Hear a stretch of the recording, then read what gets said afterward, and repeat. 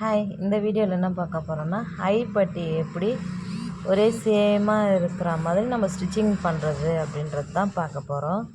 First வந்துட்டு நம்ம இது இருக்குது இல்லையா, இது வந்து ஹைட்டு ரெண்டுமே ஒரே சேமாக இருக்கான்னு செக் பண்ணிக்கணும்.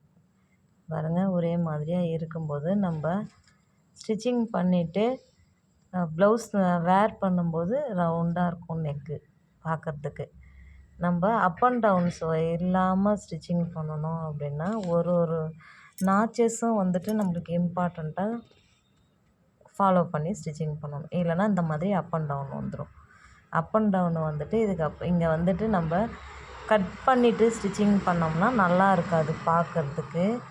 அதுக்காக நம்ம ஸ்டிச்சிங் பண்ணும்போதே கரெக்டாக இருக்குதான்னு செக் பண்ணிக்கணும். சரிங்களா? இந்த மேலேயும் கீழவும் இல்லாமல் இருக்கணும். ஒரு இந்த டாட் பிடிக்கிறதும் ஒரே அளவாக பிடிக்கணும். பிடிக்கும்போது கரெக்டாக இருக்கும். இந்த பட்டி பீஸும் வந்துட்டு கரெக்டாக இருக்கான்னு ஸ்டிச்சிங் பண்ணும்போதே பார்த்துக்கணும். செக் பண்ணிவிட்டு தைக்கிறோங்கும்போது ஒரே அளவாக இருக்கும். பாருங்கள், ரவுண்டாக இருக்கா? ஆப்போசிட் சைடும் வச்சு பாருங்கள்.